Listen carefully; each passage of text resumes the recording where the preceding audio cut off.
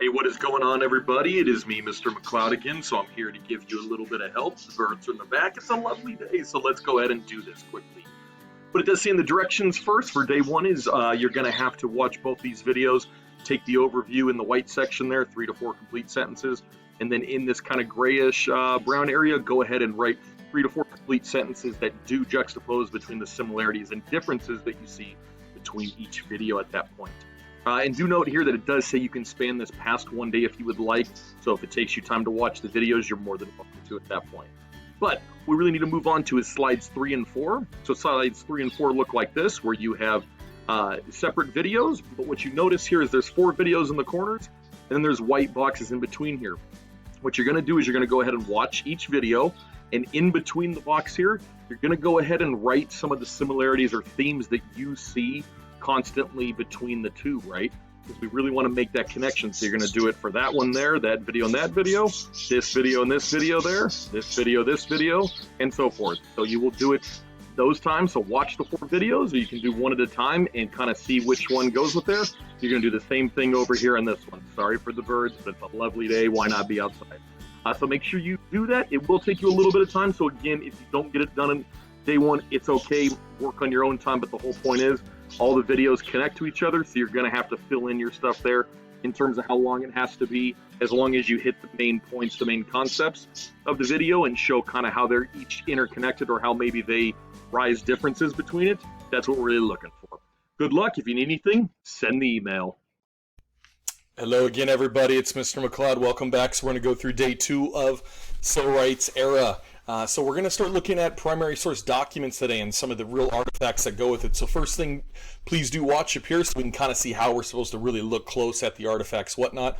As we move on to slide number 6, what you're going to go ahead and do is answer the questions down here after you read each particular one. We chose 3 really good ones that you should be able to get a lot of information from, and it should really intrigue you to kind of want to look deeper. If you did need another copy, you could actually go to the links up here. If you click on them, it does send you to the actual text of it. So whatever you need. Down here in the first one, though, you're going to write quickly in 2 to 3 sentences what it's saying. And then down here, you'll notice that there are blocks that are together. So this first one is going to analyze both of these. Number 3 here is going to analyze both of those together, and you're just going to look and see how do those documents together shape your opinion in terms of evidence uncovered. Last one here, you're going to write 3 to 4 complete sentences discussing your gained knowledge of the particular artifact, and these are also known as artifacts. So that's what really is important. You know, these are really good things that we've got for you. Now we're going to take it a step further on slide 7. What you're going to do is you're actually going to come up with 3 documents yourself. 1 for African Americans, 2 for Hispanic Latino Americans, and the 3rd one based from the federal government's perspective. So maybe a president, Congress, something like that during the Civil Rights era. Same thing is going to apply down here in terms of how you have to do it. But what we're going to do is, it says here, we need to actually place the artifact image over the blank shape after you do it. So what we'll do is we're going to go do some artifact analysis. So you can go to Google, type in Civil Rights Movement. I would suggest using the National Archives or archives.gov. They have a lot of great stuff there. But if we click this, for example, let's say we go down and we find one, and you like the LA riots, we can go ahead and we can look up that one. There, awesome, so we can view the full image, we can get what it's all about. And then at this point here, what you're going to want to do is we're going to want to copy the image and bring it over. It's totally fine, don't worry about it, you're good, we're doing it for educational purposes. So if I did that, if that was my document, then I would just take it there, I can send it on down, and I can do that. Okay, so I put it there. At this point, go ahead and the green cell behind it, go ahead and click on that, and actually I believe this one goes over there. So what we'll do is we will then eliminate the green cell by doing that, so that way it stays there. You analyze it, you're done. Last thing though, you're going to have to hyperlink. So what we want to do is we want to go back to the image itself, and we're going to come up here to the top, and we're actually going to copy the hyperlink, the link itself. We're going to come back to our document, and up here where it says the title, you're going to go ahead and highlight the whole words, and then you're going to come up to insert. You're going to drop down to link and go ahead and paste that link in there and apply. What that'll do is that'll give you that copyright stuff so you're good to go. You didn't steal it, you're using it, and you're citing the source. So it is a way to hyperlink the source back, okay?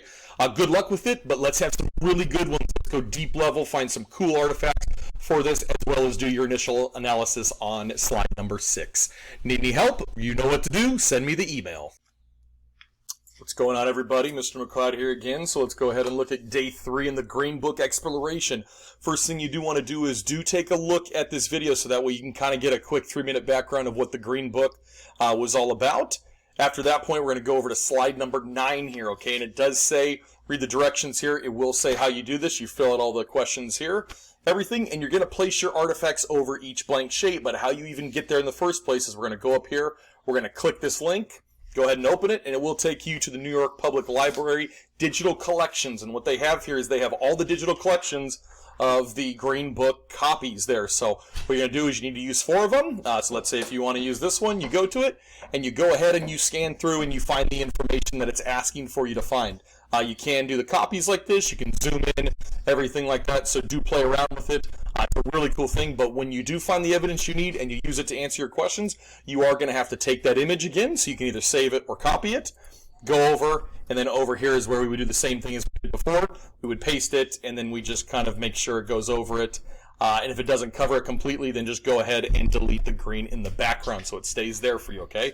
So make sure you do that, but remember, this is a piece of history, and we're looking for 4 years specifically, so you're going to have 4 different ones to go through, but you use that link. Very simple, very easy. Good luck. Enjoy it. Any help, any assistance, you know what to do. Send me the email.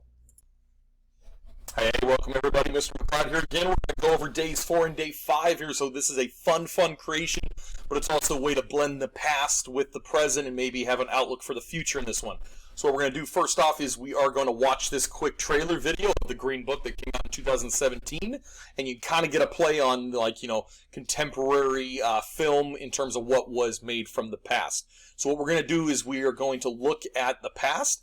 We're also going to look at the present in terms of what was written about 2018 or 2017 in terms of a, quote, updated Green Book, and then we're going to actually create our own in that one. So if we go forward here, to slide number 11. We're going to read this link first and go ahead and do that. And then we are going to go to one of these 2 sources and build our actual advert, flyer, whatever you want to call it in that one. So if we do look at it, it's going to be kind of like this, if you will. It's going to blend, I guess, a little bit more of a map historical with maybe what an infograph is to maybe what a flyer to get the message out. And so forth, or maybe an awareness flyer or something like that, right? So we have COVID, we have an awareness flyer that gives us a little bit of stuff. Over here, you know, we have a message where it's kind of getting out the message to people. Up here is an actual infograph, so it's very visual, but it does have data, stuff like that. Plus, we also have maps. So what we kind of want to do is we want to make this map flyer for the SoCal area, or if you want to do Compton, if you want to do a city in Southern California, we just want to make it here. And what we're really doing is we are looking to make something that represents just like a Green Book would have been in the past. That's really what we're looking at there as a kind of an awareness type thing for a particular population in that one. If we do go forward a little bit to slide number 12, it does show here that you do get to choose what grouping of people you're really advocating for in terms of making that book or that advert, if you will, in that one. So you can do it on whichever group you want to. Doesn't matter. The whole point is you're making a real new age, quote, Green Book awareness like it all in one on that one. So what you did see over here is I did click Spark Adobe or Canva. So if you do click the link, it will actually take you there. And if you just log in with your Compton USD account, you're more than welcome to use it for free. It's pretty awesome. So we would come up here, click Flyer, and we can start making it. They do have some pre-generated templates, but we do want you to put in your own stuff, and it really has to pop. It has to speak volumes, right? We want to see evidence in it that you use. So this is Spark Adobe. You can use this one, or you can go over to Canva, and you can also use Canva. Either way, you're still creating a flyer at some point. What you would do then is you would just get the image of it, and you would, same thing over as we've done before. We would come over, we would paste the image here over the top of the blank shape. Delete it, and then we would answer these 3 questions in reflective sense, like it says in 4 to 5 complete sentences. This is a lot of fun, but by no means is this easy, so you really need to take your time, think about it, think about the evidence that you want to use, right? Because we are going to ask you to, hey, what inspired you to make it? So good luck with it. Think you have plenty of time, and try to use resources from the past, also with what you know about today, stuff like that. We really want to make that personal connection with it. Good luck. If you need any help, send me the email.